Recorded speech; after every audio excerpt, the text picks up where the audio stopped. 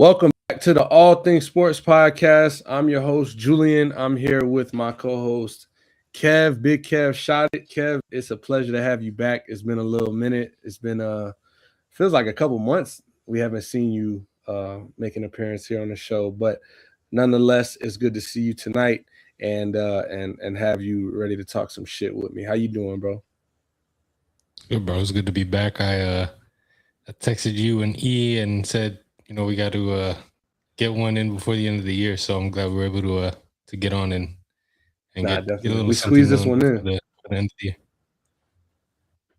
Yeah, down to the buzzer, but we got it. Hey man, better late than never, like they say. We got a packed show. We're gonna talk about NBA. We're gonna talk about college football playoffs. We're gonna talk about the NFL and the playoff implications that were brought to us yesterday and what things mean going into week 18. But before all of that, I want to let y'all know we're gonna have Mel come in as well. A couple weeks ago, we had Mel come in and join us on the show. He's going to be joining us a little later as well. So I'm excited to be able to talk to him. And then soon enough, hopefully the whole family could join, get EP back in here. We get Mel in here. We do like a real big show going into the new year, but things take time. So in the meantime, Kev, it's me and you tonight. Pause. Let's get to the nitty-gritty. We got Miami Hurricanes in round 2 of the college football playoff. Kev, you and I have not even really spoken about the Hurricanes in a positive way. I feel like the last conversation you and I had about the Hurricanes was probably back when like SMU beat them or something like that, and we figured this season was dead and gone. And a lot has happened since then, with a playoff win. Like, let's start there, right? We go on the road to College Station and win our first playoff game. I thought you were gonna start at the whining, but I'm glad you skipped over that. Nah, man, nah. Like right now, I'm not gonna lie. Like we gotta be where we are, and where we are is in round 2 of the playoff, ready to play in the Cotton Bowl versus a longtime foe. And this game right here specifically has been a long time coming. We need our get back in blood versus OSU. And what a better time to have been ready. I don't know if you peeped the shirt. Nah. Ooh, you got the rings on there. That's the rings right there. And the flag. And there should be 6 rings, but there was a flag instead. Oh, that's okay. So, okay. That's tough. So it means a little bit more on Wednesday. Wednesday means a little bit more, I think, for Canes fans than a regular playoff game would. Hell yeah, bro. And the thing is, like, you got 3 years on me, Kev. I'm 30. You like 33? I'll be 35 in about a month. So looking good, brother. Yeah. I mean, you lived that moment more than I did. Like, I was very young in that moment. I remember feeling like we were cheated. I remember feeling like this isn't fair, but maybe Julian at 5, 6, 7 years old, didn't understand the magnitude of highway robbery.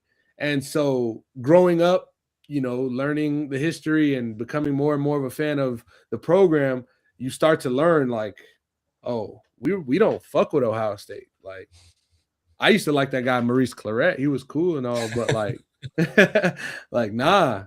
And when one should never have to go back and watch that, but they did make a 30 for 30. They have made, stories about it. We've relived that moment, and it hurts every time. To be able to sit down on New Year's Eve, Kev, and watch the Hurricanes in 2025 play a meaningful football game means blank to you.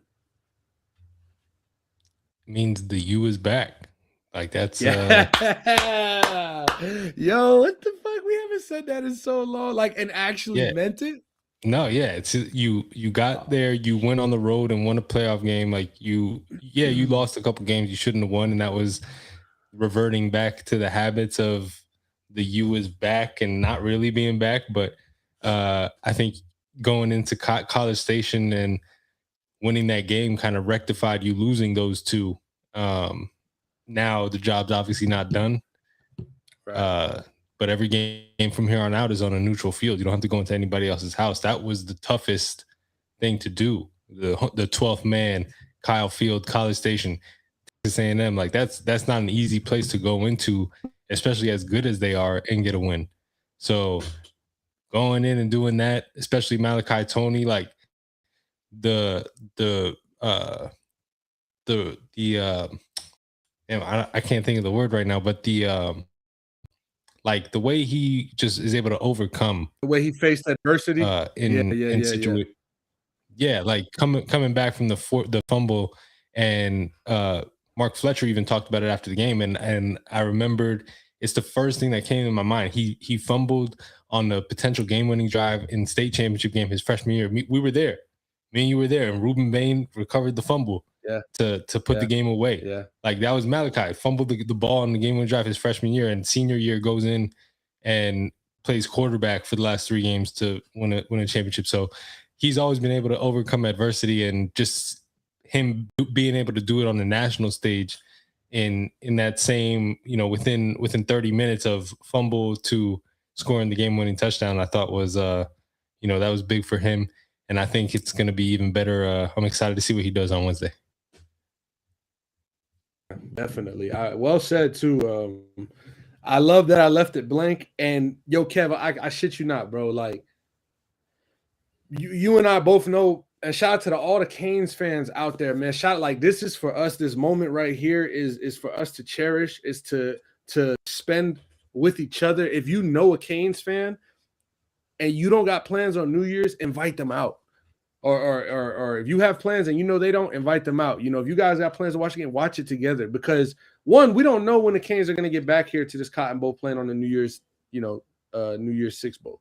And so for that, we don't want to take it for granted. But when you just said the U is back, that's like in 2017, obviously we were almost 10 years younger at this point. And our minds weren't fully developed or as fully developed as they are. And it might have felt like, the U is back. And we did run with it a little bit. But it wasn't true. And it's true now. It's true now. We can see it in coaching. We can see it in the talent that we're able to obtain year in and year out. We're about to get a 5-star recruit tonight, hopefully, if we could get that. And you see it on the field, like you've seen a Heisman Trophy candidate quarterback come in last year and take over with a high school defense, if you will, just for lack of a better term. Guidry had to go, bring in Heatherman. Heatherman fucking flips this shit night and day, gets the defense rolling. And with another Heisman type of talent quarterback, one can argue, at Carson Beck. Depends on the night. The wheels are. It depends on the night. The wheels are going round and round. And so shout out to Dawson, shout out to Cristobal, shout out to Heatherman for having the guys ready and prepared, and for me as a fan to be able to accept. Yes, I just want to say, like, shout out to being able to accept the phrase "the U is back now." Like that actually holds some weight. You can't really say no, we're not. Like, yes, we are. And so I think go ahead. I think we've even talked about it on the podcast. Like, they're not back until they win, until they prove they're back. And I think the last game against A&M kind of, listen, the ultimate goal is to win the championship. But you got to also accept we've been waiting for that win. There's the mid-season wins, and then it always seems to fall apart at the end of the season. This time we're at the end of the season, we're in the playoffs, and we got a playoff win on the road against, an SEC team who was one of the best, was undefeated until last week of the season. So that to me is one of the best wins in all of college football this season. That to me is up there with Bama's win at Georgia. That's as good of a win as it gets. So now you got to go do it again. Yeah. And listen,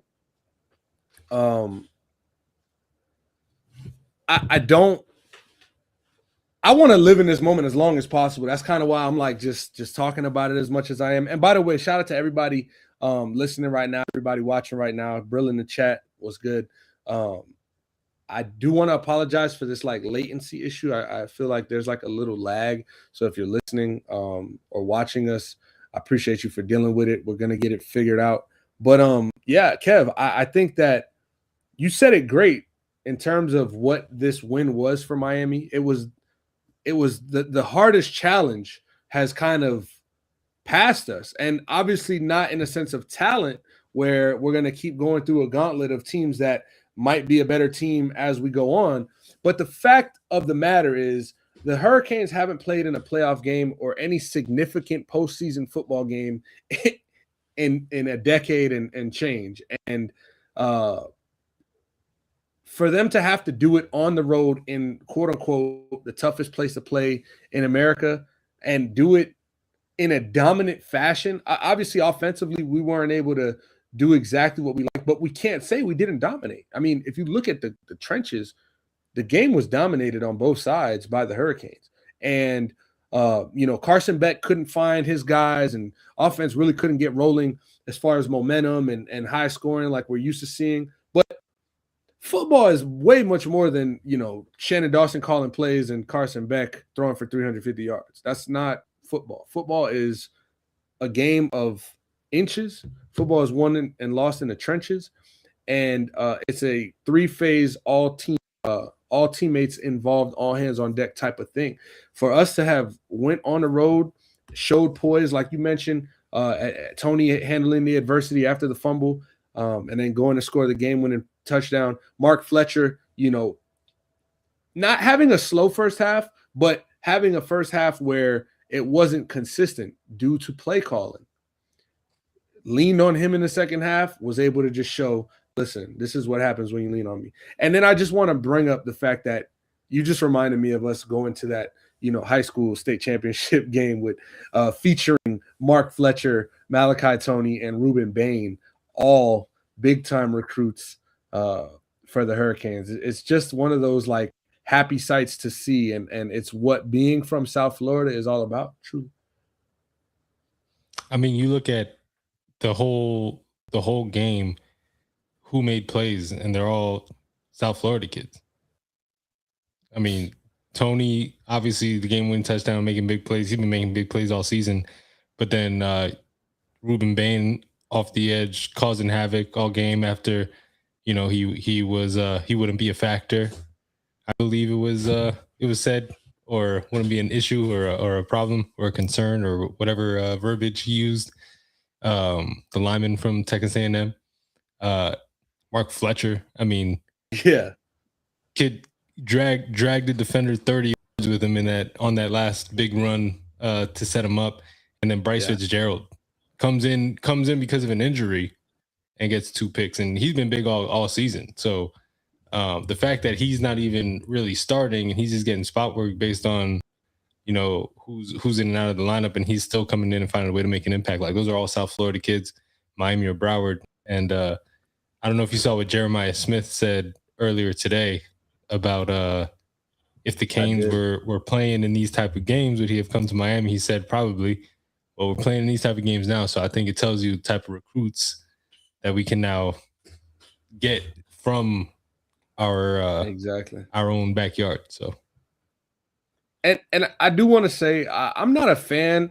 First of all, if you're a Twitter geek like we are, and all over every sports post that's ever been tweeted out, I'm not a fan of the college world of Twitter, because you got to take everything with a grain of salt. Like, whenever you're tweeting about a college football game, we're talking about 20-year-olds. You know what I'm saying? Typically, like 20, 21, maybe 22, 23-year-olds. Mm-hmm. So we're talking about really young kids. And there's been a lot of backlash Jeremiah Smith has been receiving just because they're playing the Hurricanes this week. If Ohio State wasn't slated to play the Hurricanes, and the Hurricanes didn't make the playoff, or the Hurricanes lost last week and Ohio State had to play Texas A&M this week, there will be a lot of talk of like, oh shit, look out for Jeremiah Smith, the South Florida kid. Oh shit, shout out to Jeremiah Smith. He's doing his thing, holding it down for, the crib. But like the Hurricanes won and have to play Ohio State now. And I understand all is fair in love and war.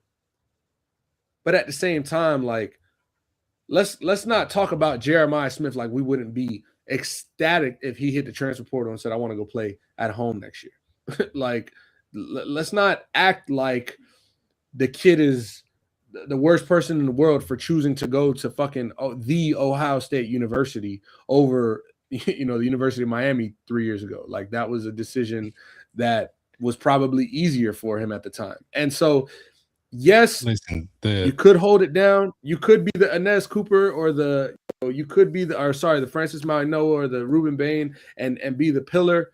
But I don't know, man. It's like sometimes you gotta chill the fuck out with these kids, man. That's all. I'm saying. Well, also we're in such a new day and age of this college recruiting that you got to understand when a 17 or 18-year-old kid from Miami Gardens sees the type of numbers that Ohio State put in front of him, it's hard to turn down.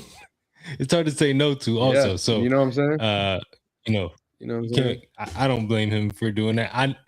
I remember signing day, his decision, or not his decision, but him signing was a little delayed, and there was already rumors because people had heard that he was thinking heavily about Miami, but obviously that didn't materialize. It was just a fax issue, I think, or something. Just but the rumors were already starting. But I think people are still a little bit, they had that false hope that they were holding on to at the end of the recruiting session there. But I think it was always Ohio State for him at the end of the day.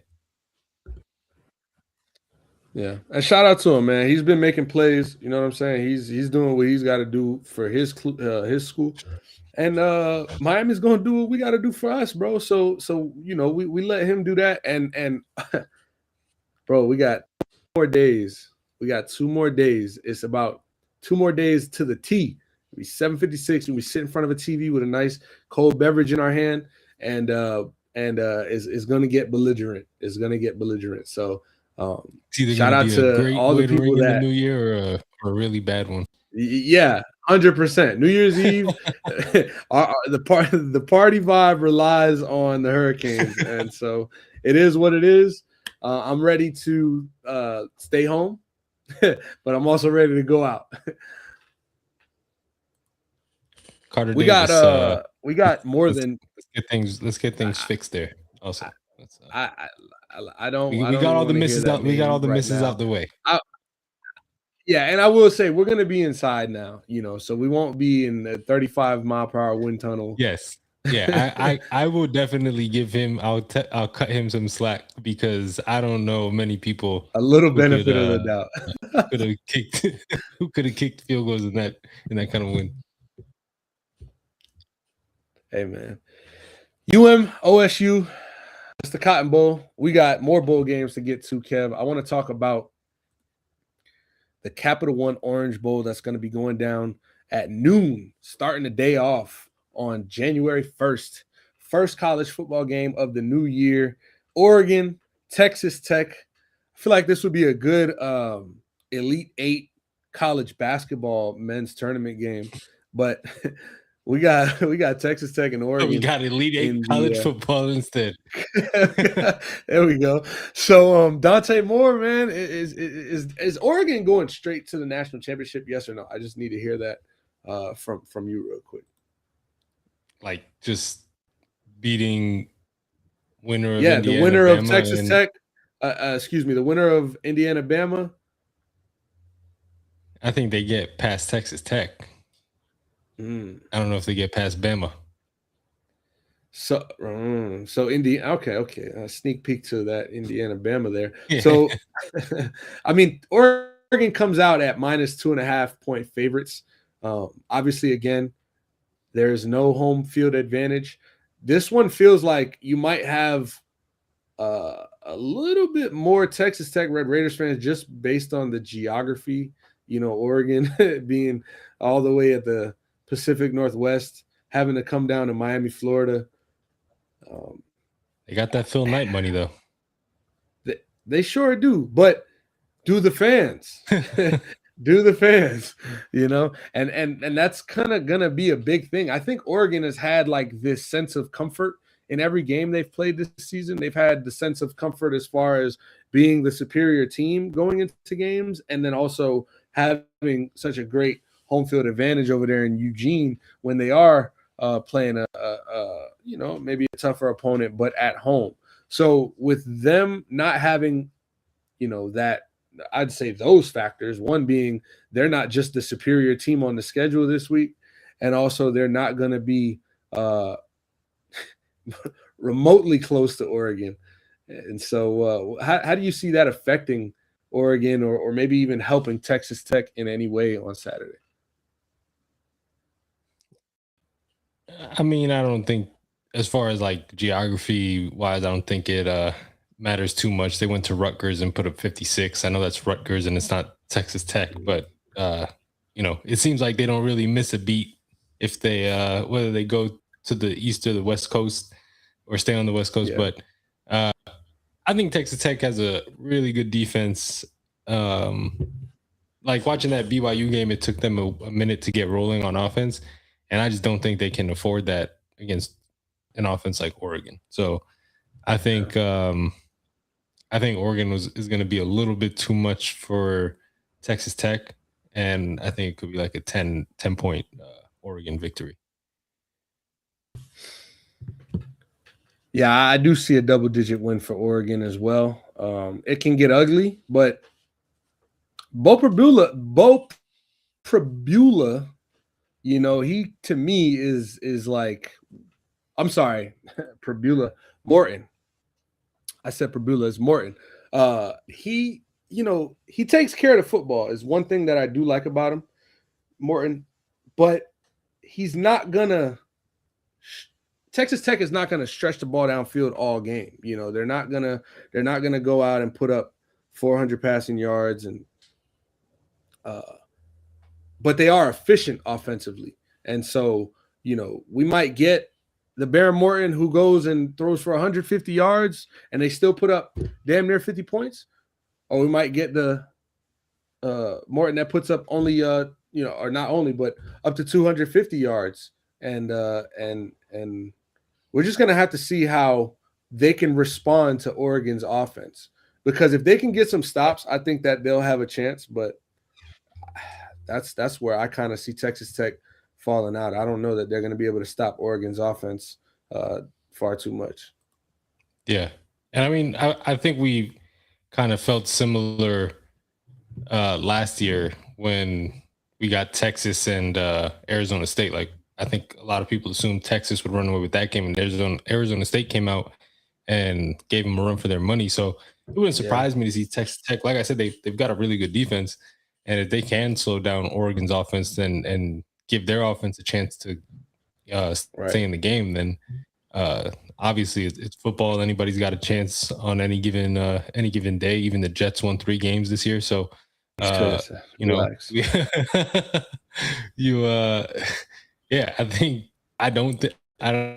it happening, but I think Oregon does handle. No, it's a good point you make though. Arizona State. I mean, granted, Sam Levitt and Cam Scatterboo were a part of that deal last year, but if Dante Moore is who we think he is, then I don't think Texas Tech has a chance. But this could also be make or break for him as far as his draft. That's what I'm saying. Like, this is a big stage. This is a big stage for him personally, as far as draft stock, as far as Oregon, legacy, and Oregon is supposed to win this game. So like the pressure's on for Texas Tech. If they come out of Miami with a dub, it's like, oh shit, look at that. Can we beat Indiana? Can we beat Alabama? Like, we're happy to be here. But this is definitely Oregon's game to lose, and a lot is riding on the palms of Dante Moore. Is he who we think he is? Is he able to take Oregon where they want to go? And that's back to the college football national championship. Is that their first time since Marcus Mariota, maybe? I think so. Or did they go? I don't. Yeah, I think so. I don't think they went. Yeah, right. I don't think they went post Marcus Mariota. Oregon, nah. 2014 was the last one. That was Marcus Mariota. Yeah, that was the Mariota one. Jameis Winston. They beat the actually no. 2010 was Mariota. Who was their quarterback in 2014? No, Mariota. Both of them were. That was Mariota's sophomore year and his senior year, if I'm not mistaken. I mean, freshman year and his senior year, because he played Cam Newton in 2011. Lost to Auburn, if I'm not mistaken. And then when they played, because remember, Jameis Winston and him were like first round picks. They were like top 5 picks that year. I'm not crazy, am I?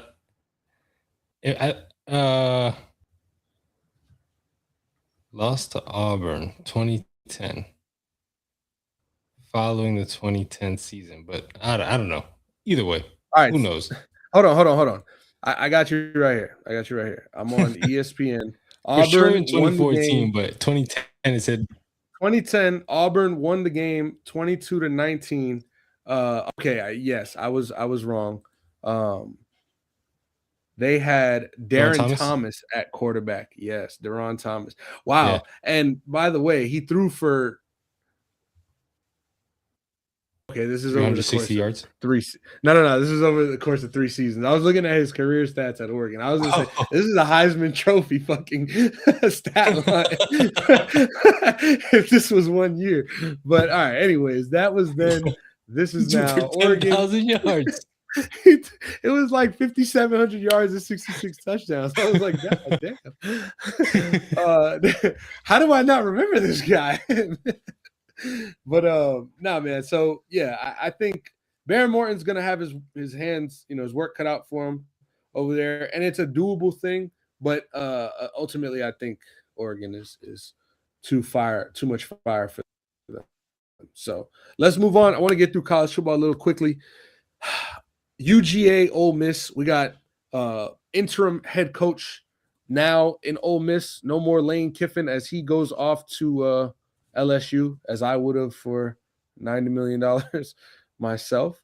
But do you think that there's a chance that Trinidad Chambliss and the Ole Miss Rebels have a chance to upset? Would that be an upset? I mean, yeah, that'd definitely be an upset. They're playing Georgia, not Bama. Pete Golden, can he upset Alabama and Ty Simpson, Heisman candidate, with a coach in Kalen DeBoer who they weren't sure if he'd be their coach had they lost their bowl game? Yeah, I mean, we're talking about Ole Miss, Georgia. I'm sorry. Let's do this one more time. Jesus Christ. Jesus Christ. Let's do this again. Kirby Smart. College football's most Hey man, look, we got UGA, we got Ole Miss, a good old SEC battle right here. If I'm not mistaken, I don't want to make any more mistakes. This is the Sugar Bowl, correct? Yes, this is the Sugar Bowl. This one will be held in the Mercedes-Benz Dome. Am I still Superdome, right? Yeah. Oh, Superdome. This is in New Orleans. Yeah, Mercedes-Benz. Yeah. No. Mercedes-Benz Dome. Superdome. And so they call it the Superdome as well? It's the Caesars. All right. Caesars Superdome. In New Orleans. All right, bro. We're doing a lot right now. We're doing a lot. Let's do this. The Sugar Bowl. Right. Let's reset the clock. We got the Sugar Bowl in New Orleans. We got Georgia. We got Ole Miss. Who's going to win? The dog. I like Georgia to win. I do think Ole Miss has a chance. I think they're actually more dangerous now than they would have been with Kiffin, just because I think they're more fired up at the whole situation. So, yeah, I mean, I think it's going to be a great game. I think 6.5 points, which Georgia's favored by, is a lot. I think is going to be within that 7-point range. So maybe it's not a lot. It's like right where I think it could be. But yeah, I think we're going to get a good game. Ole Miss can score. Georgia is just Georgia. They can score. They can win an offensive game. They can win a defensive struggle. They're to me just top to bottom, probably the best team in college football. So I do think Georgia pulls out the win against Ole Miss, but I do think it'll be close. Is this one going to be close? 4:00, the Rose Bowl, presented by Prudential. This is going to be a sight to see. I mean, every year the Rose Bowl is a beautiful sight to see, but we've got the Heisman Trophy winner. We've got Kurt Signetti, sassy coach of the year. We got Kalen DeBoer coaching for his fucking ass. And then, the rest of the talented guys in Alabama like Ty Simpson, Ryan Williams, Isaiah Horton, who we know pretty well. What you got here, man? Shape this one up. This just feels like the game that Alabama wins. Like, it just feels like the game where everybody's like down on Bama, really high on Indiana, and just Alabama is still, like, you look at their schedule and wonder why they've got 3 losses. Like, they didn't play nobody. They've got good losses on their schedule. I mean, they've also got one of the best wins of the season going into Georgia and beating Georgia. Yeah. So Bama's still Bama to me. They're I know there's obviously they're not Saban Alabama, but they're still a program that is a perennial powerhouse, and they're going to be in the running every year to be in the playoff and to win the SEC. So Indiana, I think they've had a great run. They've won a lot of games against really good teams, and I think at some point you just hit a team that is better on that day in that scenario, and I think they're about to run into that scenario. I'd love to see Indiana get. I texted you guys in the chat after we beat A&M, and it's like that Miami storyline to a championship is like could set itself up perfectly if they beat Ohio State and get revenge for 03 and then go beat Carson Beck gets Georgia and he gets to beat Georgia, and then you get the kid from Miami who's the Heisman Trophy winner in the national championship. So rooting for Indiana, but I just think Bama's gonna I think Bama will handle Indiana in this one.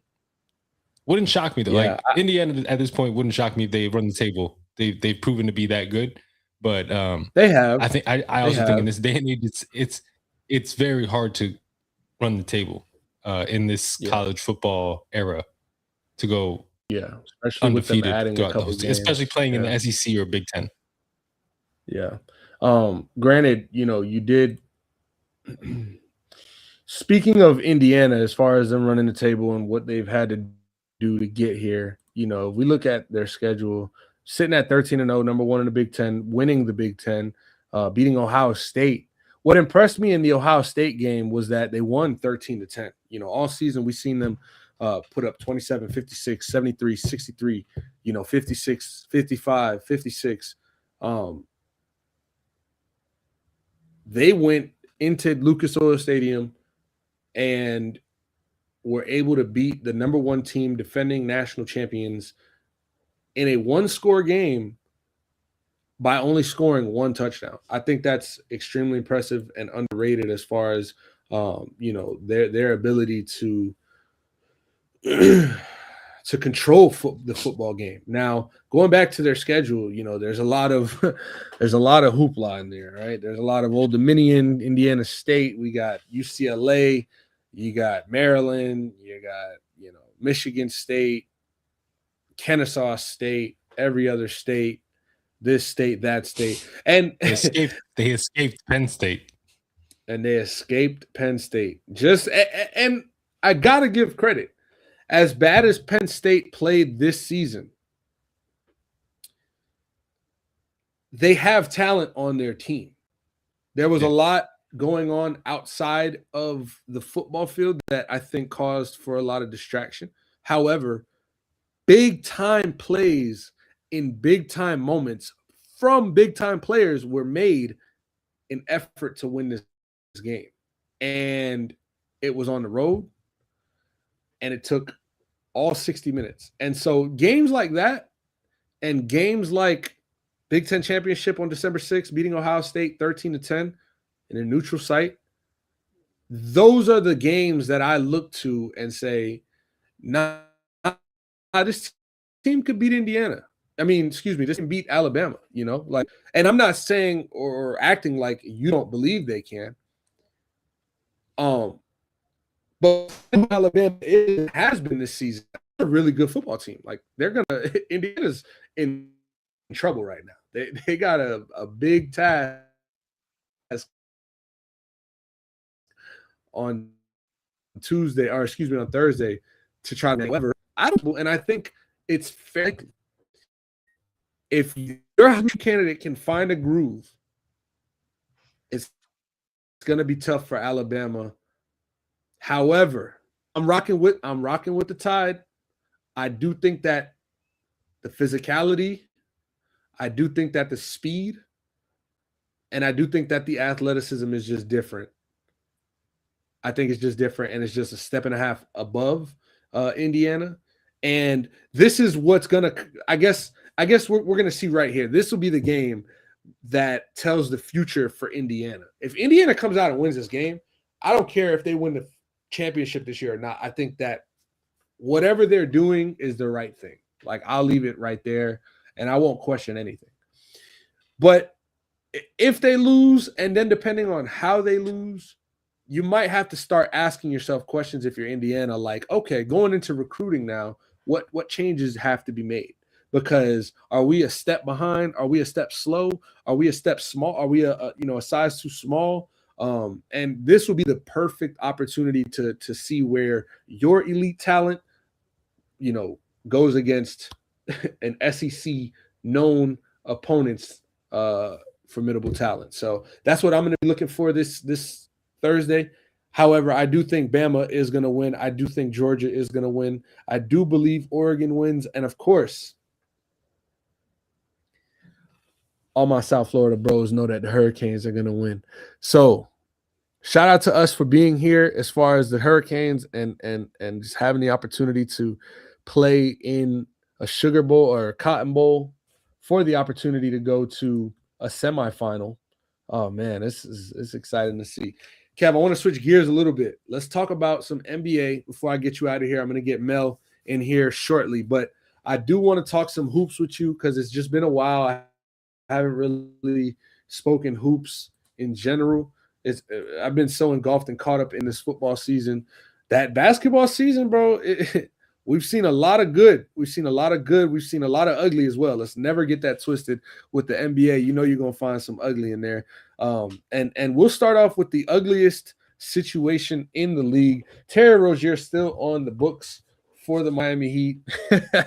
Here we are sitting on December 29th with his multi-million-dollar contract on our books and his first-round pick that we traded for or traded away still sitting in Charlotte's palms. Talk to me about the Miami Heat, what we're seeing. Obviously we had the 140 point per game start, highest pace in the league. Tyler Hero comes back. Some people want to blame him. Some people want to blame Tyler Hero for everything. I'll tell you what, it's not all his fault. But there do be some blame for the boy. I do got to be real. There do be some blame for the boy. I want to hear from Kev's perspective, what he's seen so far, heading into January where, the season's really going to start ramping up here in the next 5 or 6 weeks. I mean, I think overall the Heat just, obviously they're still first in pace. Like they haven't slowed down. They've slowed down. They haven't slowed down to the point just so fast. Yeah, it's like, and it was hard to also expect them to keep that pace through the whole season and be effective. Like, yes, I thought similarly, like they're gonna tire themselves out by the All-Star break. It seemed like they hit a wall even before that, but they're up up 11 on Denver right now. Had a 40-point first quarter, so maybe they're back. But I just think if Davion Mitchell is playmaking the way he is and not turning the ball over the way he takes care of the basketball and he makes the right play and he's a dog on defense. Pella Larson, he's been like Stardom. He have those guys that you just will tire you out. They'll pick you up 94 feet, they'll dog you the whole game, and then they can also go get a bucket. And so it's been inconsistent though in terms of guys in and out of the lineup, health injuries, things like that. So I think the biggest thing is got to stay healthy, obviously, and obviously tougher to do when you're playing the pace that you're playing at, and everybody's running up and down the floor all night. There's going to be some soreness and things that flare up, throughout the season, and I think it's just a matter of figuring out a way to manage that. You've got one of the best coaches in the league to be able to do that with. So, obviously, just keep on.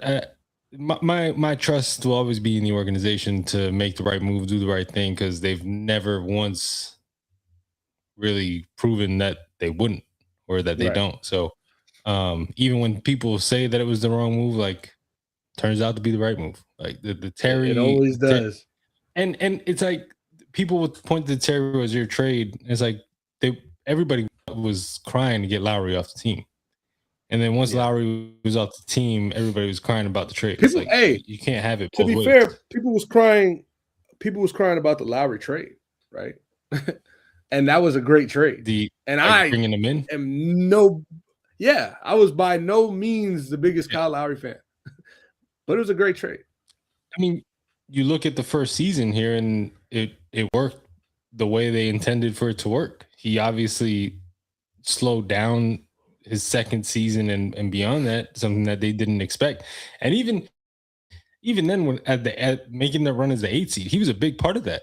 He made some big shots, had some big plays down the stretch in that playoff run. So, we don't go to the finals without Kyle Lowry. Yeah, absolutely. Nope, 100%. And we're not the 1 seed without Kyle Lowry the year before that. So, Jimmy makes a 3-pointer or takes to the bucket and goes to overtime, and the Heat win it there. And could be that the Heat won a championship with Kyle Lowry and everybody loves him. So, I mean, it's a one shot away from a whole different story. But you got to live with the result, and that's what we do. Yes, sir. Hey, man. So right now, do you want to see Pat Riley get in his bag? Do you have anybody you see out there you want to bring to Miami, or you hope that we can trade for? What's Kev thinking? I mean, the obvious is Giannis. Like, that's, I think, the most obvious guy who's out there that if Riley was going to do anything, he'd be calling on him first before anybody else. Carries himself the right way, always says the right things. It's very about winning and is one of the best players in the league. Like, if you're telling me that he's calling about Ja before Giannis, I wouldn't believe it. Giannis is just the guy that you want to whale. Giannis is the whale. Like, there's not another guy out there right now who comes up that is available or potentially available. To be clear, you're willing to give up anything for Giannis. Anything not Bam Adebayo. Okay. Like, at that point, I don't think Giannis is as interested in coming here if it's not to play alongside Bam. I mean, obviously, like, there has to be one focal point of our franchise that we keep. I imagine that's Bam Adebayo. And I think the emergence of what Norman Powell has been doing, almost as, like, I hate to say it because I love him also. He's a homegrown kid, and I'm all, regardless of whether he's in a Heat uniform or not, I'm going to root for him forever. But Tyler Hero, to me, is just that much more expendable in the eyes of the Heat, because look at what Norman Powell's doing. He's going to be cheaper. Yeah, he's older, but if your window is now and you make a move for Giannis, you don't care about the next 3-4 years. You care about the next 1 to 2. So, yeah. And you know, I think the conversation with Tyler is it's a big conversation. It's more to it than just yeah, whatever. Like I got a lot of respect for Tyler Hero and what he's able to do and has done for this franchise. He's had to deal with a lot of negativity. He's had to deal with a lot of injury, and I think ultimately his journey in Miami has been something special, you know, whether ups and downs and wins and losses, injuries, being there or not. I think what the spark he's brought to the city and his play, like Tyler Hero is undeniably a great basketball player, offensively, at least we got to say. But he was an all-star last year, right? This is an all-star basketball player we're talking about. And I think that people should show that respect when you mention Tyler, because even when he came in this season, did the pace slow up a little bit? Yeah. Did we, you know, not swing the ball maybe as much or as hard? But the Heat need a guy to get a bucket. And Tyler Hero is the guy that will go get you the bucket in any scenario and any bucket. He can literally get to the cup. He can play from outside the three-point line. He has a good midi. He has a good floater. I mean,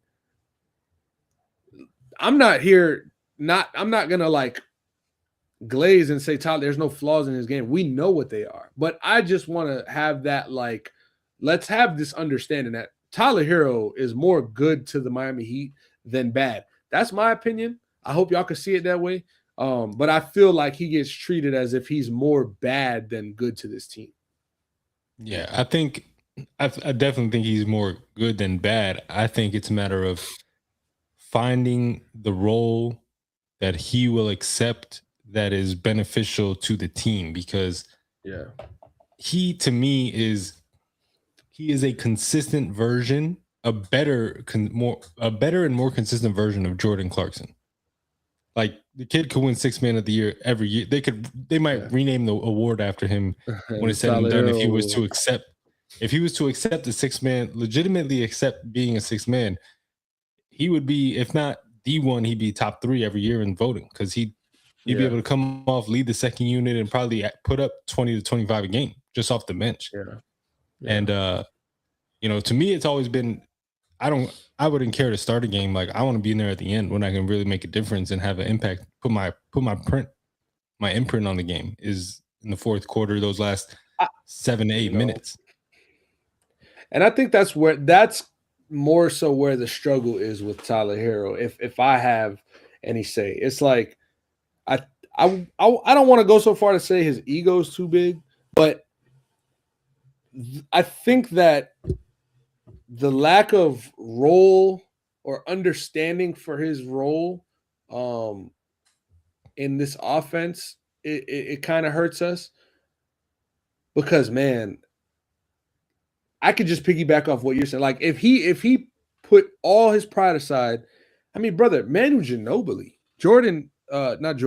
Jamal Crawford, like, these are some of the best scorers. And ballers, like hoopers, Lou Will, like hoopers, pure hoopers. If you're a pure hooper and you don't necessarily bring much else to the table, he does bring playmaking and facilitating. He can. We've seen Point Tyler. It ain't the best, but I do like it. But if you can just focus on getting to the basket and getting your shots up and not having to worry about getting Bam his touches, getting Wiggs his touches, getting Powell his touches, and you just out there free roaming with a bunch of runners that want to play defense and that are hungry, I think that's the best case scenario for Tyler Hero. Now, is it the best case scenario for the Miami Heat? Not necessarily, because if Tyler's not starting, I would hope that someone better than Tyler is starting. And I think that if we want to put someone better in that position, not to say Norman Powell isn't better than Hero or he's not having a better season than him, he is. And that's not the point I'm making. The point I'm making is that if Tyler Hero is on the bench, it's because we have a bigger star here. That's going to be the reason. You know, we're not going to see 6-man Tyler with this roster or a roster that looks similar to this. So, like, we don't even have to think about it. And so would it work? Yeah, it would work. I think Tyler would work great as a 6-man on this roster. But I definitely don't see that going that way, or him even like being willing to accept that in a weird way. And I hate to say that or speak for him. That's just my opinion. I don't know that on this team Tyler wants to be the sixth man. I mean, I feel like he's alluded to it, right? Like I don't think it's the most controversial thing to say. I think he's kind of alluded to the fact that he wants to be a starter. So yeah. I think it's more than an allude. He's blatantly, like I'm a starter. So I mean, that's really where I think things get kind of blurred is what benefits the team, and if it benefits the team one way, does it negatively affect the team in another way? I mean, we saw what can happen when you lose your joy. Yeah, man. I mean, you go from you get traded to Golden State.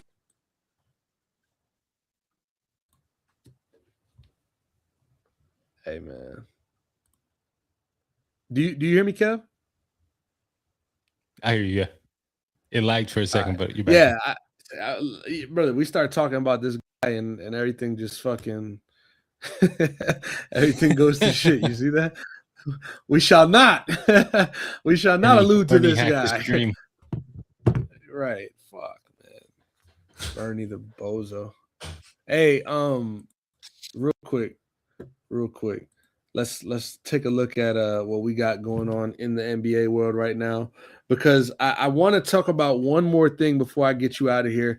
I know you ready to watch this Monday Night Football game. The Rams in Atlanta right now. About 9 minutes left in the first quarter, and the Rams are driving. The Falcons are driving. They're at the Rams 37-yard line. But back to the NBA, where the Bucks and Hornets are in a good game. The Warriors and the Nets are in a good game. The Heat and the Nuggets are in a good game. The Knicks and the Pelicans are oddly in a good game, and so are the Suns and the Wizards. The two best teams in the league right now, in my opinion, right now, are the OKC Thunder and the San Antonio Spurs. Like, I love what the Pistons are doing, and I'll be honest, Kev, I didn't think that, what's today? The 29th of December. I didn't think that we were still going to see the Detroit Pistons, one, in the number 1 seed, and two, with less than 10 losses on the year. But here we are. However, even better is the Thunder in the East, 27-5, and then the Spurs are at 23-8. So technically, they're 2 games behind the Pistons because the Pistons are at 24-8. But I think that if they played today, the Spurs would win that series in 7 games. I say all that to say the NBA is in a great spot. One, with parity, with teams in both conferences from the 1 seed to the 10 seed, kind of not contenders, but being in contention for the playoffs. The Thunder and the Spurs have blessed us with a beautiful new young rivalry. And this year alone, I think we've gotten 3 matchups so far, 2 or 3 matchups. One of them was just 3. On Christmas. 3. Are they 0-3? The Thunder? Yep. Are they 0-3 versus that Spurs team? We just saw one on Christmas Day this past Thursday. And it just looks to me as if the Spurs have the Thunder's number, because we see the Spurs team and they're a beatable team. Like, obviously they're not the most beatable team this year. They've only gone down 8 times. But they're beatable. When they play OKC, it doesn't seem as so. Like, they're winning games by 20 points. They're winning a game by 15 points, and nobody else in the league can make this Thunder team look the way the Spurs make them look when it's versus everybody else.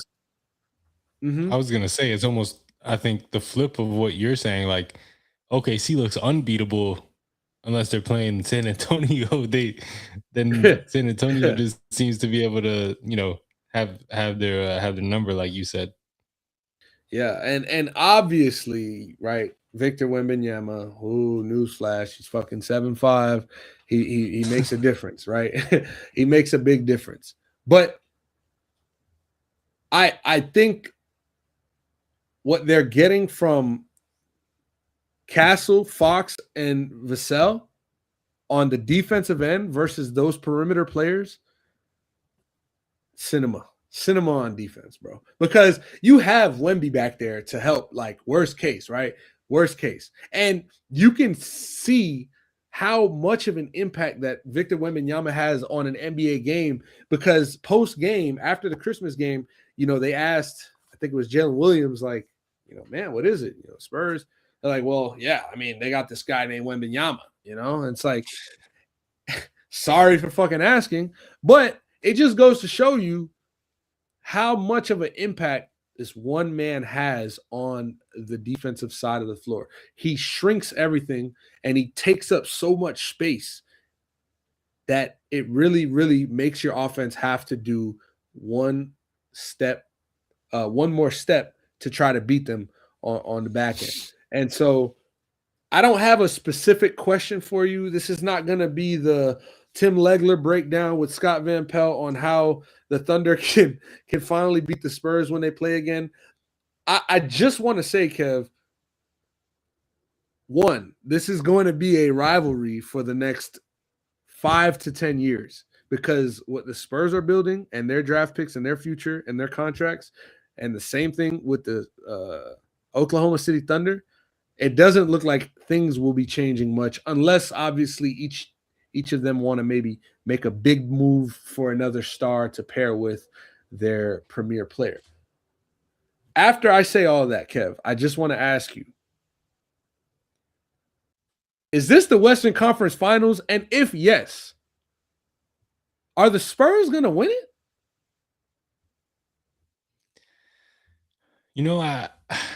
I almost feel like everybody's so focused on those two teams that Denver's been just like cruising through the season, playing really good basketball, and they can get to that. They've won it already. Yeah, they've been there, they've done it. And so I think if San Antonio were to run into Denver, which right now they would play each other in the second round, that'd be a tough matchup. That'd probably be the toughest matchup for San Antonio on the floor, because I think you've got Jokic, who can handle Wemby just because of his size and how big he is and strong. He can wear Wemby down. And I think Denver is really like a dark horse right now in the West, just because of the focus on Oklahoma City and San Antonio. But I do think it's so interesting with like seeing the way San Antonio and OKC, the way they've battled, like the Olympic Games, France and USA. It's the expectation is that Chet and Wemby will be the two centers, and I'm seeing what's you see what's happening with San Antonio public and enemy OKC, number one over there, bro. And knowing who the head coach is now for Team USA in the Olympics, and knowing who his center is on his team, a gold medal, a two-time gold medalist, by the way. I think we're going to end up seeing Bam be the guy that they look to stop or slow down Wemby, because there's obviously, you get a guy who's 7'6" or whatever, how tall he is, with that wingspan, and there's really no stopping him. Yeah, absolutely. And Kev, bro, Kev, you need to get on the podcast more, man. Like this is what I miss about you, bro. You bring that extra. Who would have fucking thought about that tonight? Like, we weren't talking about Olympic basketball. You just reminded me, Bam Adebayo is a two-time, gold medalist and shit. But it's such a good point that you make, that Chet and Wemby have this newfound rivalry that has been created by the media, really, because Wemby didn't really even say nothing wrong. He did make himself heard. I will say that. He didn't necessarily say anything wrong, but now it's a whole fan base of champions in OKC who typically have been classy in this NBA, Every time this guy touches the ball, they're giving him the LeBron returns to fucking Cleveland treatment. Like, what the fuck? But I love it because, one, Victor Wembanyama is such a competitor that he's embracing it. He's not shying away from it. You know, LeBron James, he would feed into the villain and then he would do something to feed into it, and then he'll just like act like he ain't really do that or like he's too cool. Like, nah, they hate you, fam. Accept it and act like it. And Wembanyama, like, I see him getting booed after he's coming out from a substitution and he's clapping. You know what I'm saying? Like, he's looking to the fans like, yeah, boo me. Like, because at the end of the day, like you said, there's no stopping him. You just got to try to slow him down. And so, all in all, again, I'm excited for what this rivalry can bring for the next 5 to 10 years if they keep these bands together. But I do love your point is also with Nikola Jokic and the Denver Nuggets. This kind of does feel like the year that they're just going to slide right into that playoff spot and take care of business. Because when you look at the Western Conference standings, Kev, I think Fred VanVleet getting hurt, you know, for the Rockets kind of shitted their whole season. Yeah, and that was big. That made them go from like true title contenders to like, you know, possible Western Conference contenders. But KD's not going to be able to do it all. The Lakers, it's kind of crazy how they went from, I mean, they're only 20-10. They've only lost 10 games on the year, but it feels like right now is that turning point. Like, are they going to just start to bottom out? Austin Reeves is hurt for the next 4 weeks or so. LeBron James clearly doesn't give half of a fuck right now. Got one foot out the door. Yeah, bro. And JJ Redick is like in the midst of calling players out. Players aren't on the same page. It's just a lot of weirdness going on in the Lakers in LA. And they're the number 4 seed. They are the number 4 seed at 20-10. So it does look like a 3-team West: Thunder, Spurs, Nuggets, with the possibility of the Timberwolves being that, you know, 4th seed that Anthony Edwards just drags them along. And then you look to the East. You got the Pistons, as I mentioned, still in first place. The Knicks have been consistent all season, sitting in second with only 9 losses. And then here they fucking are, bro. The Boston Celtics, who never go away, who this year, coming into the season, we're like, all right, no Tatum. Brown's going to have to figure it out. Derek White's not going to play as good. I saw them playing Portland last night. They look pretty fucking good. And Jaylen Brown's still able to score 35 to 40 points in games that he needs to get that team over the hump. And so all I'm saying is that the Celtics are still a threat to the Eastern Conference at least. They're not title contenders in my head. I don't see them winning the East, but they are a threat to the East. I have to let that be known. The fact that we're sitting here. Yeah. They still have their finals MVP. Like, at the end of the day, whether you think Tatum's their best player or not, Jaylen Brown is the guy who won finals MVP when they won the championship, and he's still on the court. Derek White has proven to be effective. He's still on the court. And Joe Mazzulla has proven to be a really good basketball coach. Like, I hate to say it. Yeah, you saw how I had to like stutter on that one because I didn't want to give him credit. But they talk like there's fans of the Celtics talk about Tatum potentially coming back, and I don't see the reason for it. Like you said, like I don't think they're title contenders. I do think they're a team that other teams probably wouldn't want to play in the 7-game series just because they are going to be feisty and they're going to give teams issues. Shoot a lot of threes. But Tatum's still so young that to bring him back and risk potentially him doing it again is like, let him get healthy, let him rest up and come back and be better next season. Yeah, man, fuck the Celtics. If we can end the basketball talk with that one. Mel, shout out to my homie Mel. He's going to be joining us here in the next couple minutes. He's a Patriots fan. I'm not sure if he's a Celtics fan as well, if it's like an all-around Boston thing, or if it's just a Patriots thing. But, you know, it's no love lost between Kev and I with them fucking Celtics. Kev, before I get you out of here, I know you probably got some daddy duties. You probably got some husband duties, man. You probably got some photography, videography duties. I shouldn't even be able to waste your time the way I am right now. But since I got you here, Never a waste. Never a You're waste all of time, mine. Last thing I wanted to get to, because I'm about to get Mel in here and we're going to switch this over to the NFL. We're going to talk about everything we saw from this weekend in the NFL and kind of talk about the playoffs going forward. Andy Reid did say he is going to come back next year and coach the Chiefs again. And Jonathan Gannon for the Cardinals is expected to be retained.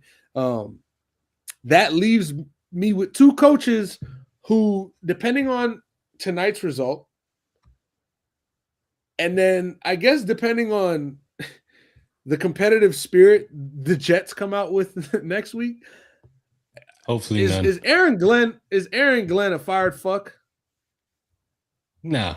Yeah. No? All right. Real quick. Okay. Real quick. Hold on. We'll talk about Glenn. You think Glenn's gonna stay? And is Raheem Morris a fired fuck, Atlanta's coach? He's like, now we're talking. Now we're talking. Well, I hear they're bringing in like HR, whatever they're bringing in, like people to do inspections on how things are being run, and that just doesn't sound very very hopeful. A football organization, a staff. Yeah. So seems like Arthur Blank wants to figure out where the issues lie, and I think I don't know. It seems like they're looking. Sounds like he's just doing his respectful due diligence. Yeah. That's all. He's like trying to find a nice way to say, "Hey, brother, you see that Rams team you're coaching this week? See if they fuck with you still. You had a great history over there. And, hey, they're up 7-0, so maybe they fuck with him enough to let him get this win, but I doubt it. And I do think Raheem Morris is a fired fuck in the most respectful way. I also do think Aaron Glenn might be a fired fuck. And I'm not saying I agree with it. I agreed with Robert Saleh, and I know me and Kev disagreed heavily on the Robert Saleh firing. But well, I mean goddamn, that changed a lot. Yeah.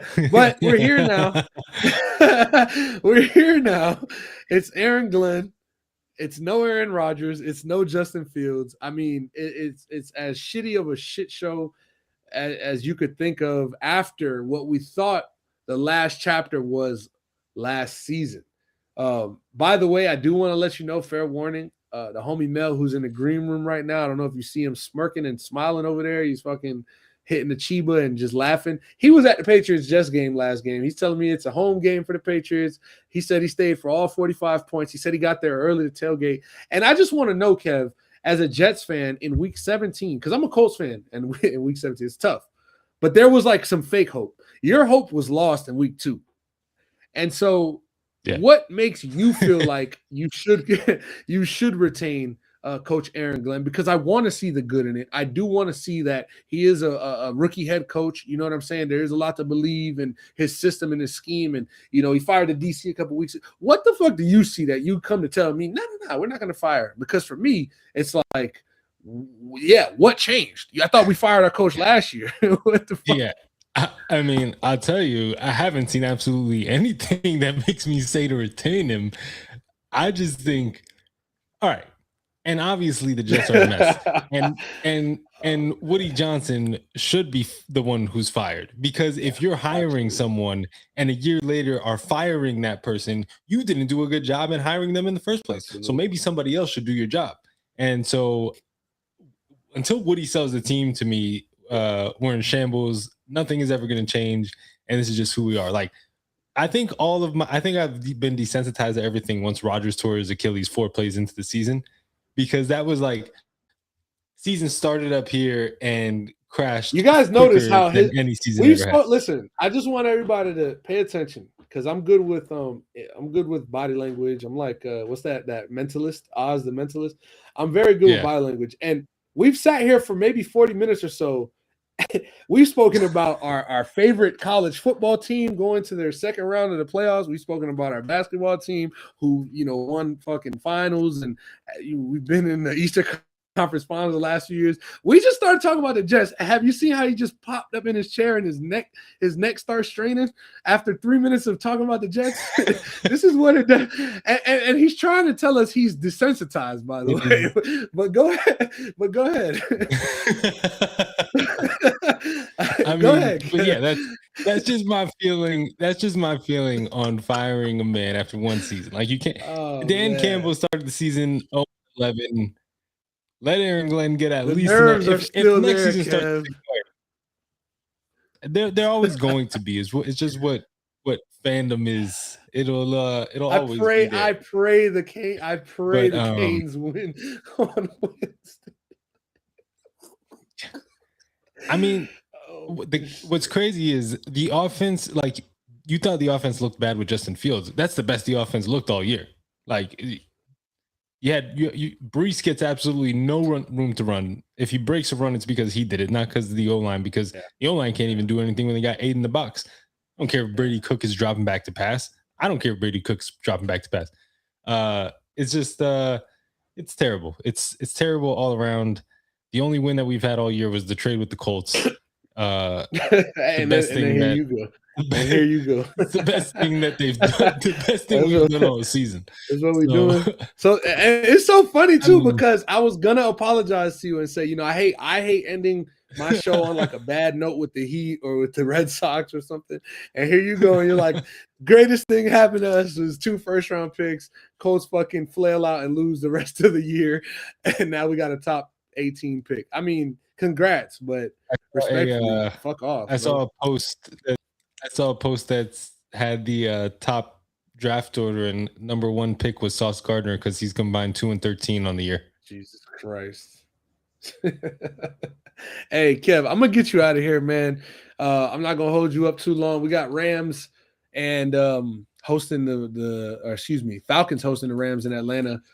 Go tap into that. Go be a dad. Go be the best dad you could be for the next. I don't know. Caleb should be asleep. Never mind, man. Go be a great boyfriend. How about that? Yeah, I hope he's asleep right now.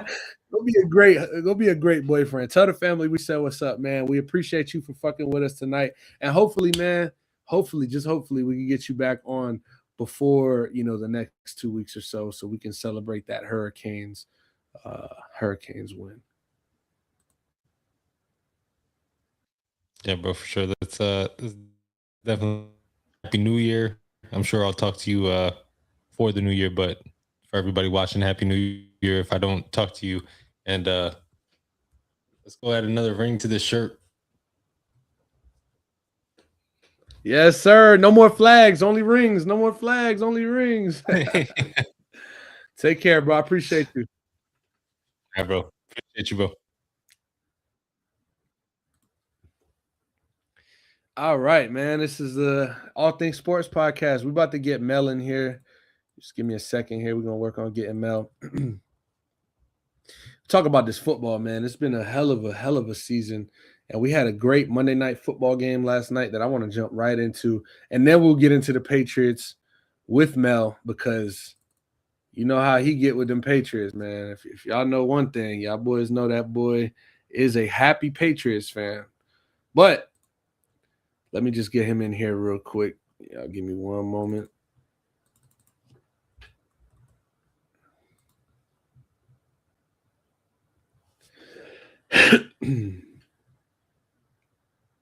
On that Monday night football game, though, real quick, before I even bring Mel in, I do want to say Caleb Williams lost and wasn't able to make the play. He wasn't able to make the play. But what y'all was talking shit about last year, everything y'all was talking shit about, it had to do with Chicago. It had to do with their history, their coach. It had to do with the players they had in the building. It did not have to do with the quarterback. He is going to be something special for us to watch for the next 10 to 15 years. So with all that being said, I'm going to get Mel up in here real quick. Yo, Mel, talk to me, bro. Let me hear. Do I hear you? Can I get a mic check? Do I hear you? One second. I think that's on me. One more mic check. Yo. Yeah. Mel, welcome to the show, man. Thank you for coming by, spending some time with us. Hey, man, we had a crazy day. We had a crazy day in football yesterday. That's all I'm gonna say. We had a crazy day, and you was at the Jets game, as I mentioned to Kev. You was at the Jets-Patriots game. Talk to me a little bit about the vibe. You know, it's week 17. You know, the Jets don't really have nothing to play for, and you as a Patriots fan who's passionate, trying to get to the playoffs and win a division, shit, y'all was out there in full effect. You said it felt like a home game over there. It felt, as soon as I got out the Uber, you could actually hear my voice because you already know I was going crazy. As soon as we got out the Uber, you just see the jerseys, bro. You see the jerseys, like, it was not green. It was all navy blue everywhere. It was crazy. I was like, nah. So my boys were tailgating, pulled up, we were grilling. That whole row we were in, it was just Patriots fans tailgating. So I was already like, oh shit, like, is this gonna be a home game in New Jersey? Like, I never experienced anything like this. So once I went in there and I saw, bro, you just see the visitor side, that shit was packed, bro, all the way to the top, the 300 sections down, all navy blue everywhere. It was crazy. It was nuts. And then obviously you saw how the team performed. That shit, it just matched our energy, which it just turned up the stadium even more. It was crazy. Yeah, you got to imagine. I got to imagine that was a fun vibe. And you texted me late on Saturday night. I appreciate it too, because one, I do want to say this. Just because I did say no and I respectfully declined to join you in 20-degree weather to watch the Jets, I do want you to extend that invite again. Even if I'm gonna say no, let me be the one, excuse me, to say no. I am the friend that likes to do shit like that, but I do have to draw a line in this. Listen, I have to draw a line in the snow at Jets in December. It's just pointless for me. I'm sorry. But now I feel you. Trust me. Like, I wanted to go over there just because I wanted to see if we could clinch it, and I felt like we were gonna clinch it that day. I don't know why. I felt like something was gonna happen. The funny thing is, mad drunk, we left. We go hit a diner. They have the Bills game on the TV, and I literally see the final play, and I'm losing my mind. I'm losing my mind because I see them coming. Basically, I'm thinking they're gonna just tie it up. They're gonna kick the extra field goal, play for extra time. These niggas went for the win, and I was just like, nah, like, that was ballsy. And obviously, they have Josh Allen, they got Superman. It's like, it's tough. You think it's already is a done deal. Hey, you want to laugh? Talk to me. You know my boy Dante. Shout out to my boy Dante, the Bills fan, right? Oh, for sure. He sent us a video, and this is the life of a Bills fan last night. I want to see if y'all can see this. Y'all definitely hear it, but I want you to see it. He was so hyped to go for two, and then you see the switch. Watch this. Shout out to Dante, man. Oh my God. Two, because niggas ain't pussy. Niggas ain't pussy. Oh my God!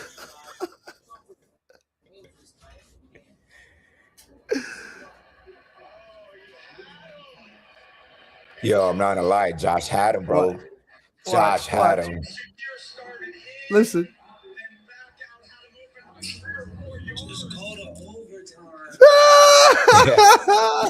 He said, just go to overtime.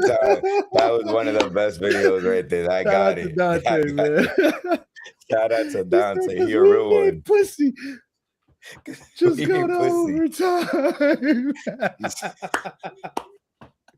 Hey, man, but look, hey, I'll do anything to get that feeling this football season, man. I didn't even get to face, like, we didn't get to face like real adversity as far as like, you know, this is football adversity. Dante, second place in the division, playoff seat already locked up.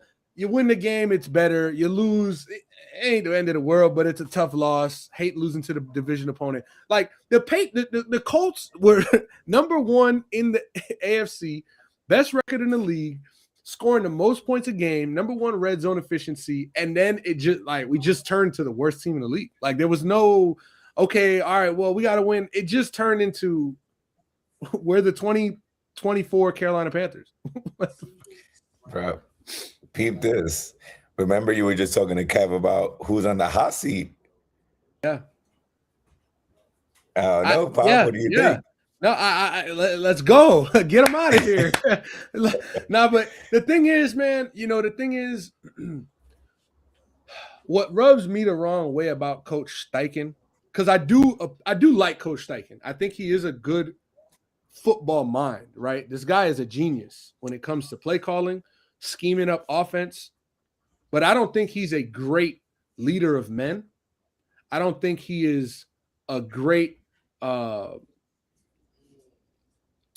I don't think he's a great head coach. Like I think you're a play caller. I think you're a great play caller, and you can get your guys in position and you understand strengths and weaknesses. But when it comes to putting 3 phases of football into a game plan, I can't even tell you exactly what it is, but there's a hiccup. There's a bump in the road somewhere where some games it feels like, why did you go away from everything that was working? Some games it's like you're trying to be too cool. And so with Dan Campbell, shout out to Dan Campbell. He's going to go out swinging, right? Like, what you're going to get every single game. That's Dan Campbell. I mean, the Lions are having this similar season too right now. Tough season. It's a tough season. But again, you can respect the fact that you know what you're going to get, win or lose. They went out swinging. They went out with their balls. You know what I'm saying? Like with the Colts, we don't know what Shane Steichen type of game we're going to get week in and week out. And I think that that affects maybe trust in the locker room. And and obviously with the injuries, we've definitely been depleted. I don't want to make this like the season fell out of the sky because of Coach Steichen. This is not that. However, sometimes you're just in the wrong place at the wrong time. And the biggest key here this offseason for me is firing the GM. I do believe we need a change. This is a GM he's in his 9th year, and we've won 1 playoff game, which was wild card 2018 with Andrew Luck in Houston. That was the only playoff game we won. We went to the playoffs in 2020 and lost with Phillip Rivers at Buffalo. And since then, we haven't sniffed the playoffs. We haven't won the division. Every team has won it twice since Ballard's been there. And so I think Carly Ursay-Gordon has to, from the top, realize we need a new GM to have one. We need better talent evaluation in our locker room. And I was super sold. I loved it. I thought Chris Ballard had it. We drafted Quentin Nelson, which was a pretty easy draft. We drafted Darius Leonard. We drafted Braden Smith. These guys are steals in the 2nd and the 4th rounds. Like, it worked 2018. It worked 2019 to 2020. It's 2025 now. And truth be told, we drafted a quarterback who played 13 college football games, promised the organization and its fans that this was a project, this was a multi-year thing. We're not going to rush it. They go ahead and fucking rush it, and it looks like a project, and it looks horrible. And now they're playing we're not going to look so bad. We'll make you look bad. To the point where it's gotten so petty between the organization and Anthony Richardson that Shane Steichen hasn't brought him off the IR since that eye injury. He had an orbital fracture and had surgery for it because he's having quote-unquote vision issues still. But when the reporters in the locker room ask Anthony Richardson about his impeded vision, he says, no, I don't got no impeded vision. My vision's straight. So somebody's lying. There's a little pettiness. Y'all don't like each other. Bro, cut the quarterback, fucking fire the coach, fire the GM, start from scratch because we don't have a draft pick this year. We don't have a draft pick next year. So if you want to keep the coach maybe one more year. But the GM has got to go. I'm done off the Colts. What's that? I was going to say, because look, talent-wise, on offense, you have the pieces. You got the pieces. There's players there. You have good players. And then even, let's say Daniel, I feel like like you said, when DJ went down, the season went down. Because DJ, even like let's say he was playing a little spotty, it still gave you guys a better chance of what the hell you guys had to kind of pivot and try to go through. 100%. So definitely, you definitely faced a lot of adversity. I'll definitely say throughout the season, the coach for sure. but it's also the organization and like you said, the locker room, the next man up type of mentality. You know, injuries are going to be a part of the game, but it's how you step up, and also the coaches, how you adapt, how you switch. That's why I feel like, you know, I always give it up to Josh McDaniels because, bro, I was worried about this Jets game. We were down our two wide receivers, wide receiver 2 and 3. So I'm like, okay, we have Diggs out there. Yeah. I felt we were gonna be like tight end and run heavy, but Drake came out there. He was motherfucking slinging that shit. He didn't give a fuck. He was just like, "Being here you go." He made Stevenson's hands look crazy yesterday. That's why I was like, "Oh shit!" Like, what the fuck? Like, it just showed like they had. I could see they had a lot of fun with the play calling, but it was also mostly like, "Oh shit, this is what would happen if we were down 2 wide receivers. Yeah, this is how our game plan will look." You know what I'm saying? It was super rollout heavy, run heavy, kind of like threw a screen to Hunter Henry. Like, you know what I'm saying? It was more like dump passes. It kind of reminded me of the old Tom Brady game. You know what I'm saying? Like, he was able to get the ball around to everybody and just pick apart that Jets defense. Very short yardage gains, but then also like once in a while throwing that deep ball, that deep chance. But it was crazy. Like, hey, and real quick, the thing that, you know, sorry, and I want you to continue your point, but the thing that he has that Brady don't is them legs, man. He knows how to use his legs. Definitely knows how to escape the pocket. I feel like he's a very timely runner.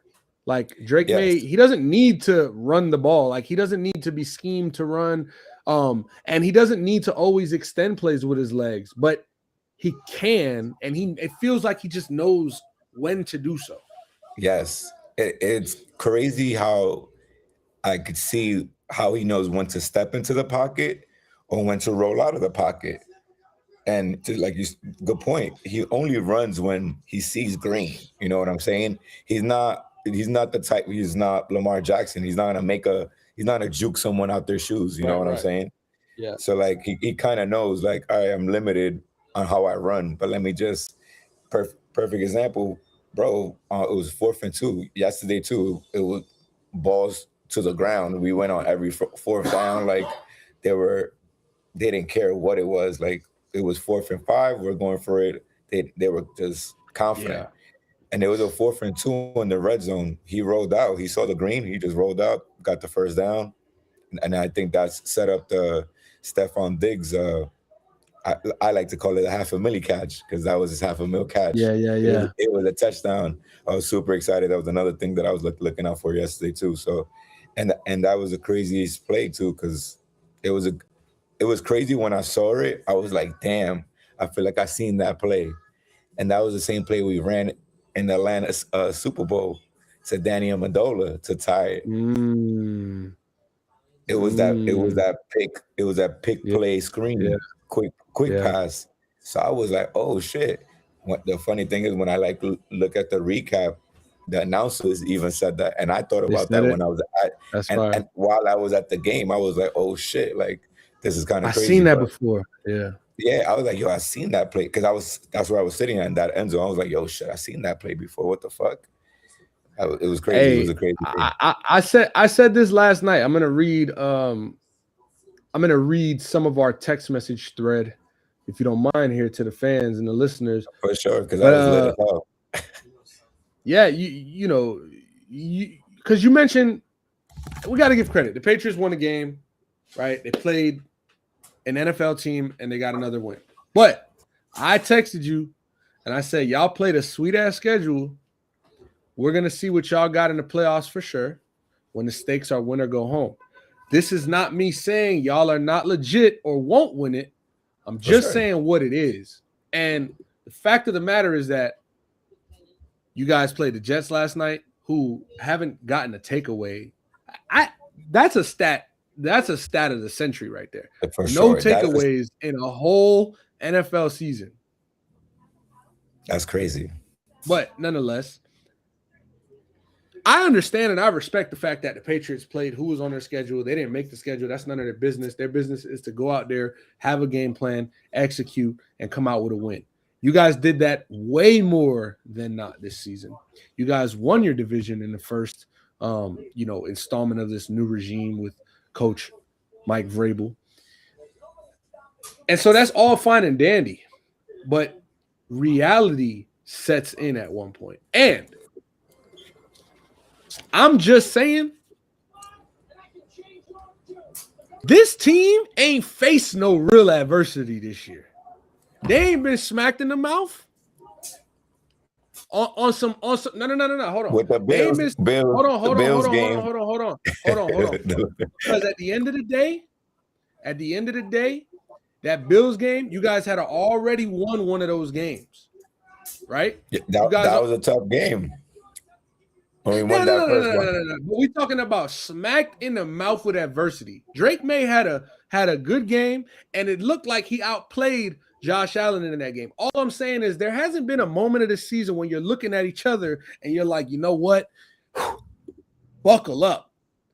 And for me, I just think it's a bit unsettling if I was a fan, because you want to see that and you want to see how you react. Like for me, the way the Eagles are playing right now and the way they played last night and the way they only scored 13 points and couldn't get any passing yards in the second half, but found a way to win, it's not necessarily the most sustainable type of football. Yeah. But it proves one thing. They have a no-quit mentality. They have dogs in that locker room, and they know how to win any type of game. And that's just a proven fact. It's not to say the Patriots can't be that team. I think our one game that we were like suited up, and I could tell by the fan base and the way people were talking online, was that Bucs game. Fair enough. So I feel like that was our like, all right, cool. Let's see where we're at. Yeah. In the NFL. Like let's see where we're at. And that was a NFL. good point in the season too, because that was mid-season, week 7, week 6. Yeah, we were rolling. We were getting super hot. The Bucs were still a good team at the time.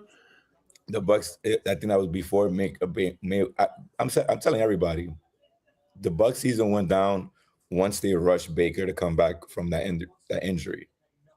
Like a shoulder is nothing to play with, bro. Like that's not good for your quarterback. And if he can't throw the ball, if he doesn't have that zip, it's obvious. Yeah, it's obvious too. Like you can really tell. Like Baker is not Baker. He's not. That was that game versus the Lions, or who they was playing? That was the Lions game. I think it was the Lions game. He was getting smoked, killed. He was getting crushed. It was an ugly game. I was like, oh my God, and I felt bad. And then on top of that, like you saw him getting hurt, break, and come back in the game and still getting popped. And I'm like, damn, like, is even worse. But like you said, even on our text thread, like, I feel like our defense isn't there yet because I felt like we haven't seen like something, even in the Ravens game, it was really ugly. Like, yeah, I haven't seen our defense like shut a high powering offense down. Even with the Bills, like it was a sluggish game back and forth, but it was not like a shutdown. You know what I'm saying? Like even that, like I told you, I don't want to see the Texans in the first round. That's definitely a team I don't want to see because I know they're hot. I know they're gonna come in crazy, and I feel like you know what? Maybe that is a good test for us because I wouldn't even be mad if we are one and done. Because at the end of the day, this is Drake's only second season, and he's only gonna get better from here. So it's like, I feel like for us, it's like we're gonna be happy with whatever we're at. You know what I'm saying? Absolutely. And I really like the way Mike Vrabel got everybody thinking. Like, all right, cool. We got 3 goals this year. We just reached one of our goals, is getting the division. That's cool. Celebrate this for right now, a couple of hours, but just get ready to go to work because it's like we're not done yet. And next week we got to play the fucking Dolphins. Oh, let's get ready. Hey, It's not our fault. Like I told you, it's not our fault. I got you, bro. You know I'm fucking with It's you. not our fault that the schedule played out the way it did, but it did. And listen, playoffs, you just know, you hear my voice, that shit's gonna be worse during the playoffs because I'm gonna go crazy. Hey man, it's gonna be fun. I hope to catch a game with you. Oh yeah. One of these Sundays. The Rams, by the way, man, it's a tough game. They're playing the Falcons, and Matthew Stafford threw a pick 6 about 5 minutes ago, so it's 14-zip. They just threw a bomb from the 40-yard line of Puka Nacua to about the 2-yard line, and they got called back for illegal formation. So I mean, it's a little. Listen, a lot of things ride on this game. Sounds like a trap game. Yeah. This is one of those, where the Falcons just want to come through on Monday night and stunt for the crowd. I'm not mad at it at all. So shout out to them. Also, real quick, breaking news. Anybody who's watching, Nikola Jokic went down versus the Heat, grabbing his knee, non-contact. So doesn't look too good. It's crazy that Kev was just kind of here raving about them and letting us know that they could be that finals threat. And it doesn't look too good. So hopefully he's gonna be all right, but I don't have high hopes for that. Yo, a couple things. I don't want to go on for 2 hours, but I do want to talk about 2 more things. The Ravens, they have a chance. And all I'm gonna say is this: I know Lamar Jackson is not healthy. It's obvious. It's like Baker Mayfield, obvious. But if you're in the playoffs, you win the playoffs, and you just got to win a couple more games, and try to rely on Derrick Henry. Did we not see what he did on Saturday night with over 250 yards and 4 touchdowns? Like, hold on. If the Ravens beat the Steelers on Sunday, make the playoffs. Think about this: there won't be any Patrick Mahomes. Josh Allen and Drake May, I think one of them loses in the first round. I can't tell you who. It's and tough. This is tough because I don't even know their matchup right now, right? For sure. But I have this just an inkling. I'm not gonna say they do. I have a little inkling that one of them won't make it past the first round. And we're just knocking names off that list for Lamar Jackson to have to face. As far as other teams. And many are saying that this is the year for the Bills, and it is. Josh Allen, possibly no Lamar Jackson, no Patrick Mahomes, no Joe Burrow. And now he's got this fucking new guy, Drake May, on the block that he's got to watch out for. Baby. But as history tells us, Josh Allen should be fine. He should be happy about this. He should. But if Lamar Jackson can win on Sunday, if he plays, he might not even play, but I do believe he'll play in the playoffs if they win on Sunday. This is a great opportunity for that Ravens defense to get back to who they are and Derrick Henry to redeem his season in what was a great season in terms of yards and yards per carry, but in terms of clutch fumbling, oof. I know he's got ghosts. So I feel like that's why we had such a monster game last game, is because he had that talk that like, yo, I gotta come out there and remind them like who's king. And I feel like there's no doubt in my mind that Lamar's playing on Sunday. And I think for NFL purposes, they're gonna win. They're going to win into the playoffs. NFL don't want to see Aaron Rodgers last season in the playoffs? Nah. Hell no. Yo, the NFL hates Aaron Rodgers, bro. They hate him. I would too. I'm not going to lie. I ain't going to lie. Aaron Rodgers be trying the fuck out of NFL. Yo, I'm not going to lie. I'll give it right back. I was crying with Kev earlier. He was like, oh, like my soul went away with the 4 plays in. Fourth Yo, play. bro. Week 1. Bro, I'm not going to lie. That shit killed me. But you want to know what killed me? Is that he came out with a big-ass American flag. I will never forget this. Yo, I really thought the Jets was coming. Like, the Jets were back. Like, it's going to be... like, I was like, oh, we're fucked. Like, the Patriots, we were not that good at that time. So I'm like, damn, we're going to fucking... Like, damn, I got to deal with these Jets fans right now. 4 plays later, I did not expect that. That was insane. But... Insane. back to the playoff race right now, I definitely believe the Ravens are gonna lock in right now and treat this like a AFC championship game. And they're Hey, gonna if they come out and win on Sunday and then play how they was playing against the Packers on Saturday, like that's a championship team. I'm telling you, I really believe that they're gonna try to go into the playoffs to be that sneaky team that you don't want to see in the playoffs. Yeah. You don't want to see them in the wild card. You don't want to see them in the first round. Like, so let me ask you this before we get out of here. Last question. Who is the fraud in the AFC and in the NFC? Because, you know, I think the Patriots are legit Super Bowl contenders. I think the Bills are legit Super Bowl contenders. I don't know that the Ravens are legit Super Bowl contenders, but I do know that they are AFC contenders. Who do you see in here to be the fraud? Pick one. I'll give you mine after.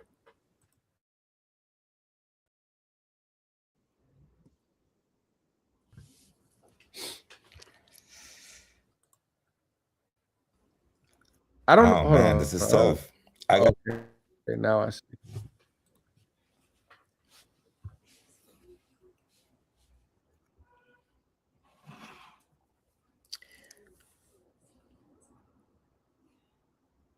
You hear me?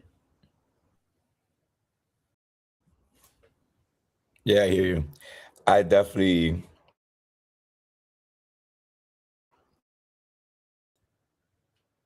So AFC, Okay, yeah. I don't know if there's like a latency issue. I think we're Yeah. having a little latency issue. That's all. But who's your sleeper in the AFC? I mean, no, not sleeper. Who's your fraud in the AFC? I was like, fraud, the Chargers.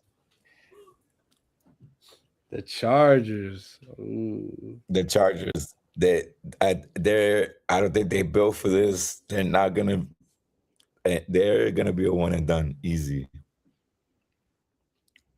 And they're gonna lose to my sleeper pick in the AFC. The Jaguars? I told you, you know who it is.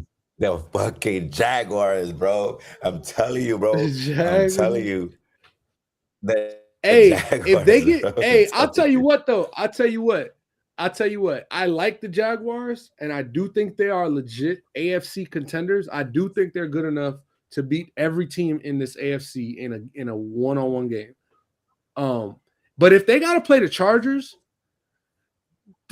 got some bad blood, you know what I'm saying, from that 2023 postseason. And when it comes to like will, and it comes to like, you know, just you playing for something, that's bigger than talent sometimes. And so it's going to be interesting to see that game if that holds up. But I do believe the Jags are legit, and the Chargers can go into that fraud category. I'm going to let you know right now, the Bills are the frauds. I mean, I'm sorry. I said shit. I ruined it. Hold on. I gotta do it again. Not the Bills. I'm here to tell you right now. I was gonna be like, yeah. Sure. The Denver Broncos are frauds in the AFC. That's what I meant to say.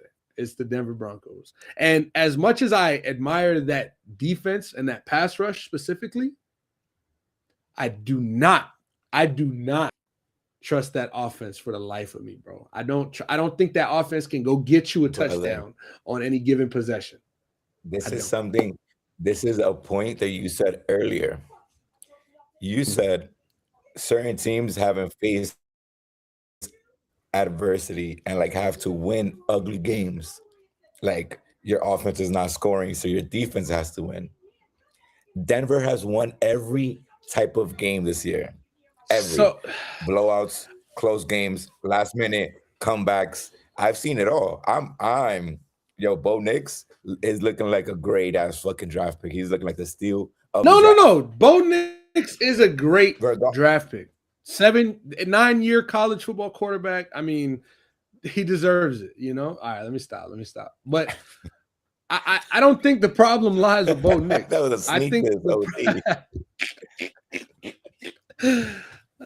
but no, I think the problem is gonna be coaching. I just and for me, last year, what we saw in the Super Bowl was a team in Kansas City who only lost like 2 games all season. They had a very similar season to the Broncos this year. It was like they barely lost. They won a lot of close games. They got lucky as fucking some games. You know, I don't think that brand of football is sustainable throughout the Super Bowl. And the problem is you can even make it. Say Denver wins the AFC.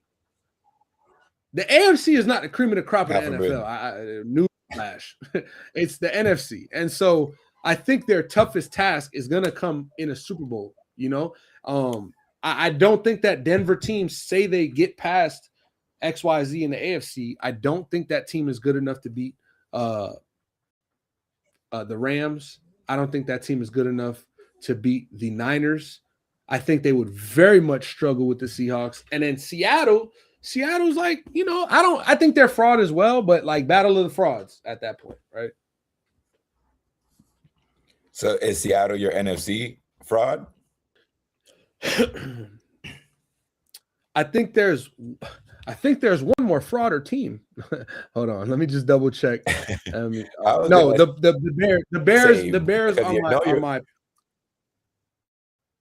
the Bears are my fraud in the NFC. The Bears, bro. You know who's my fraud? The Bears and the Packers. The Packers are yeah. Well, the Packers might not make the playoffs. Hold on. Are the Packers gonna make the playoffs for sure? I don't know. It says here 7th. Okay, yeah, they are. Okay, yeah. They are gonna make it. So I think the Packers can beat. And it says they play in Chicago. It looks like we're first gonna round. Yeah, that's what I'm saying. Like we look like we're gonna get a Chicago versus Green Bay rematch. And my thing is that Bears defense, bro, that ain't no playoff defense. They survive off gathering turnovers, and I want to give them credit because it takes it like the Jets. If they could get one turnover, we'd clap. But this team gets a turnover every single game. But I don't know that that's going to just. Yeah, but it's you're relying on causing that turnover, and if you play a team that takes care of the football ball. Now I'll say this: Jordan Love ain't that type of guy, right? Like he's willing to throw that bitch. He's willing to air it out. He's willing to let you see what it's hitting for.